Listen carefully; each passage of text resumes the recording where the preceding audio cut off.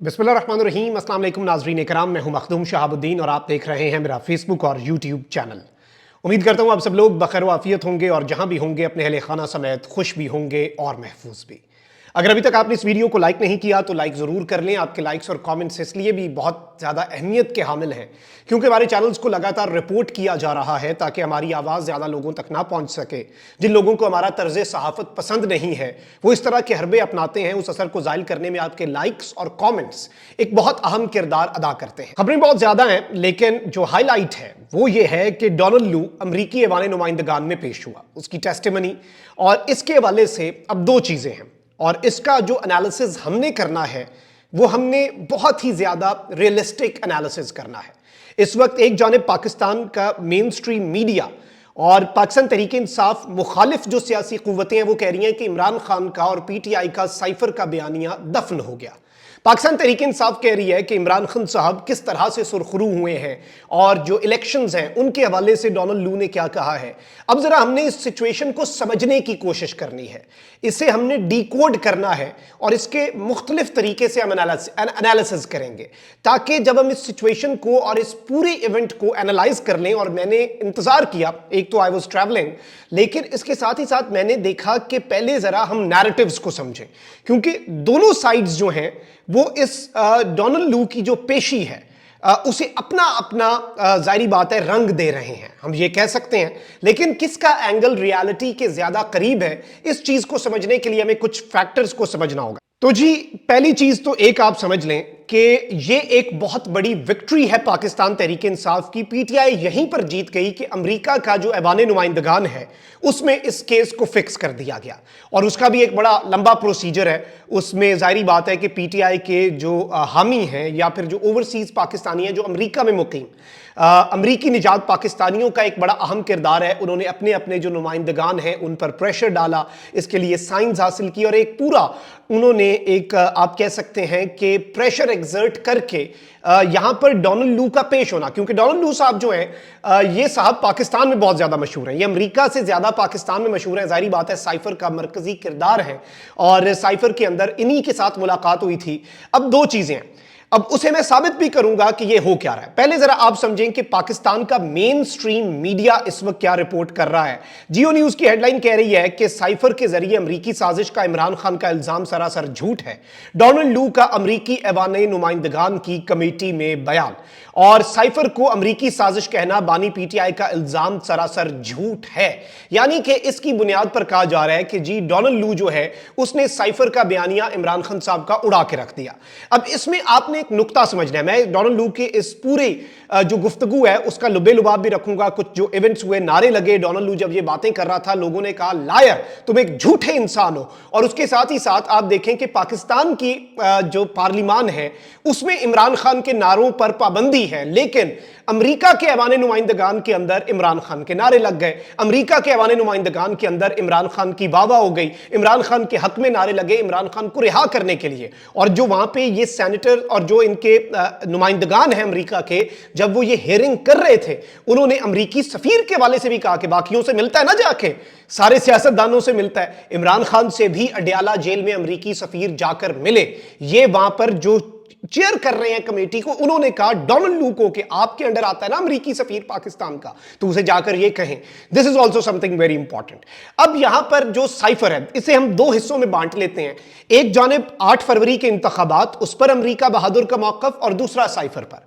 Cipher पर पहले आते हैं क्योंकि साइफर के हवाले से डोनाल्ड लू ने यह कहा है कि इमरान खान साहब ने जो बातें कही हैं वो सरासर झूठ हैं और ये अमेरिकी ऐवान नुमाइंदगान की अमूर खारजा कमेटी की झेली कमेटी है। उसमें इंतखाबात के बाद पाकिस्तान में जमहूरियत के मुस्तकबिल और पाक अमेरिका ताल्लुकात से मुतल्लिक मामलात की समाअत हुई। समाअत में साइफर केस के मरकजी किरदार assistant secretary of state Donald लू भी अमूर खारजा कमेटी में पेश हुए। समाअत में पाकिस्तान में जमहूरियत और पाक अमेरिका ताल्लुकात के हवाले से बड़े अहम तरीन सवालात हुए और कमेटी को दिए गए बाज़ाब्ता बयान में डोनाल्ड लू ने यह कहा कि साइफर के जरिए अमेरिकी साजिश का बानी पीटीआई का इल्जाम सरासर झूठ है।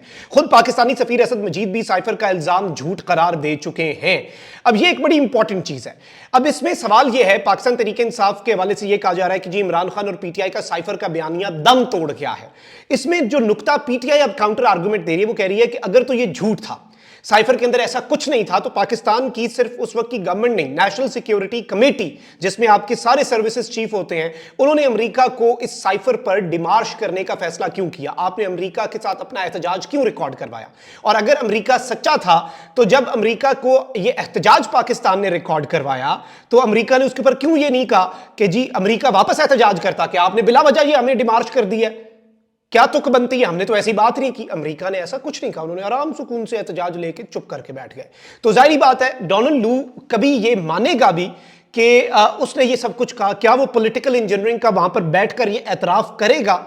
ये जाहिर बात है, आपको भी पता है, मुझे भी पता है कि ऐसा तो नहीं होना। अब जरा आ जाते हैं जो इंपॉर्टेंट चीज है, वो है इंतखाबात के हवाले से। मुझे बड़ा दुख हुआ है और बहुत से लोग इस पर खुशी भी मना रहे हैं कि जी देखें पाकिस्तान के मामलात, पाकिस्तान में इंसानी हुकूक की खिलाफ वर्जियां, पाकिस्तान के अंदर मीडिया फ्रीडम पर अटैक्स, पाकिस्तान के अंदर बेजाब्तगियां, पाकिस्तान के अंदर कानून और आइन की पामालियां, ये सब कुछ हाईलाइट हो गया अमेरिका में। मुझे तकलीफ हुई है भी जो कुछ हो भी रहा है। और ये जो डोनाल्ड लू ने बातें की हैं, ये this is not a matter कि जिसे हम सेलिब्रेट करें। ये हमारे लिए इर्रिस्पेक्टिव ऑफ द पार्टी ये अफसोस का मकाम है जो आज डोनाल्ड लू ने जो कल रात को उसने बातें की हैं, और इन्हें जरा आपने समझना है। इसमें आपने अब ये देखना है, साइफर वाला भी मुझे कमेंट में बताइएगा कि आपको क्या लगता है कि डोनाल्ड लू ने जो ये कह दिया, क्या इससे जो नैरेटिव बन रहा है कि इमरान खान का साइफर का बयानिया दम तोड़ गया है, क्या वो बयानिया दम तोड़ा है? वहां पर बैठे हुए लोग डोनाल्ड लू को लायर लायर मुंह पे कह रहे हैं।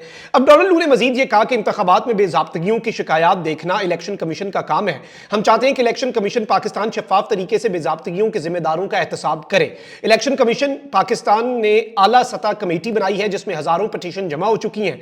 हम इलेक्शन में बेजाब्तगियों से मुतल्लिक तहकीकात को गौर से देख रहे हैं। हुकूमत और इलेक्शन कमीशन की हौसला अफजाई करेंगे कि शफाफ अमल को यकीनी बनाया जाए।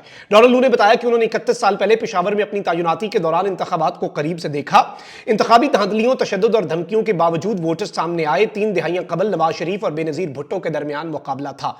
उन्होंने कहा कि हालिया इंतखाबात के अगले दिन महकमा खारजा ने एक वाज़ेह बयान जारी किया। बयान के मुताबिक इजहार राय, अंजुमन और पुरअमन इज्तिमा की आजादियों पर गैर जरूरी पाबंदियों को नोट किया गया। बयान में इंतखाबी तशद्दुद, इंसानी हुकूक और बुनियादी आजादी पर पाबंदियों की मजम्मत की गई। मीडिया वर्कर्स पर हमलों, इंटरनेट और टेलीकम्युनिकेशन सर्विसेज तक रसाई पर पाबंदियों की मजम्मत की गई। इंतखाबी अमल में मुदाखलत के इल्जामात के बारे में तशवीश का इजहार किया गया। डोनाल्ड लू ने कहा कि मुदाखलत या धोखाधड़ी के दावों की मुकम्मल छानबीन होनी चाहिए। इलेक्शन से पहले इंतखाबी बदसलूकी और तशद्दुद के बारे में हम फिक्रमंद थे। दहशतगर्द गिरोहों की तरफ से पुलिस, सियासतदानों और सियासी जमातों पर हमले भी हुए। धमकियों के बावजूद 60 मिलियन से ज्यादा पाकिस्तानियों ने वोट डाला। अब इसने मजीद यह कहा कि इंतखाबात में मस्बत अनासर भी थे, यानी इसने कहा कि पॉजिटिव एस्पेक्ट्स भी थे। पाकिस्तान के जमहूरी इदारों को मजबूत बनाने के अज़्म में हम शरीक हैं। अब ये जो डोनाल्ड लू ने बेसिकली बात की है, ये एक स्टेटमेंट है और इस स्टेटमेंट को हम ये नहीं कह सकते कि इससे कोई बहुत बड़ी तब्दीली आएगी। ये एक होम्योपैथिक स्टेटमेंट जिसे आप कहते हैं ना, वो है। इसमें एक तो उन्होंने रिगिंग का लफ्ज इस्तेमाल नहीं किया, दूसरा डोनाल्ड लू ने बेजाब्तगियां का, इर्रेगुलरिटीज का जिक्र किया है। और इर्रेगुलरिटीज के ऊपर कहा है कि पाकिस्तान को हम अर्ज करते हैं कि इसकी हम उम्मीद करते हैं कि पाकिस्तान जो है वो इसके ऊपर अपना काम करेगा और पाकिस्तान इसे अपने हिसाब से लेके चलेगा। अब यहां पर जो इंपॉर्टेंट चीज है, जो बॉटम लाइन है इस सारे सिचुएशन में, वो ये है नाज़रीन किराम के इस वक्त जो इन्होंने रुकन है कमेटी, उन्होंने डोनाल्ड लू से मुतालबा किया कि इमरान खान से एक तो अमरीकी सफीर जो है वो जाकर मिले। समात के दौरान डोनाल्ड लू जो है वो नारे लगाने वालों पर बरहम भी हो गया, यानी नर्व्स की गेम है। और कांग्रेस रुकन ने कहा कि लोग तो मेरे जिले से भी आए हैं, उनको सुने। डोनाल्ड लू ने फिर कहा कि मेरी जिंदगी को खतरात लाहक हैं, मेरी फैमिली को धमकियां मिली हैं। अब इस सब के अंदर डोनाल्ड लू ने कहा कि जब डोनाल्ड लू ने यह बात कही कि पाकिस्तान में साजिश के जरिए हमने इमरान खान को नहीं निकाला, तो कमेटी में फिर उनके खिलाफ भरपूर नारेबाजी भी हुई। फिर इमरान खान को हटाने की साजिश के हवाले से तो डोनाल्ड लू ने सीधा, जिसे आप कहते हैं ना, कोरा जवाब दे दिया। लेकिन इसमें डोनाल्ड लू ने एक बात की कि हम पाकिस्तान में इलेक्शन बेजाब्तगियों की तहकीकात का मुतालबा करते हैं। सिर्फ इतनी स्टेटमेंट दी है, इससे ज्यादा डोनाल्ड लू जो है उसने ये बात नहीं की।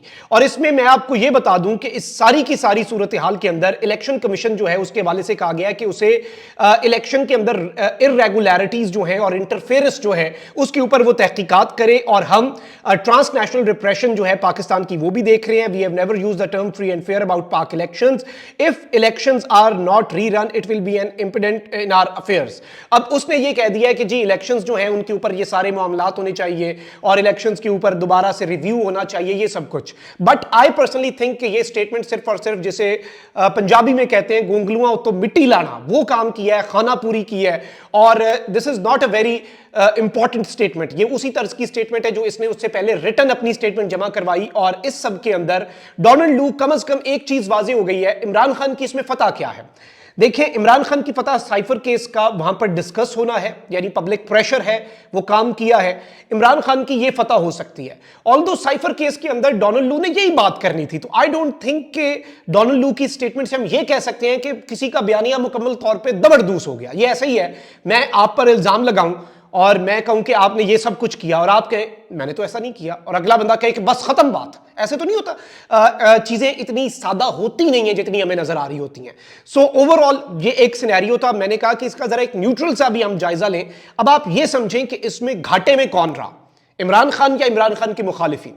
ओवरऑल जो कुछ 8 फरवरी के इंतखाबात पे जो बातें हुई, जो उसके ऊपर चार्जशीट पेश हुई, फिर इसके साथ ही साथ जो साइफर पर और फिर वहां पर जो नारेबाजी और वहां पर एक चीज वाज़ेह हुई कि जो अमेरिका के अंदर मुकीम पाकिस्तानी है, जो कि एक बहुत बड़ा चंक है, और जो ऐवान नुमाइंदगान बैठे नुमाइंदगान है, उन्हें भी पता ही है हमारी कम्युनिटी, हमारे वोटर हैं, इन्होंने हमें वोट करना है।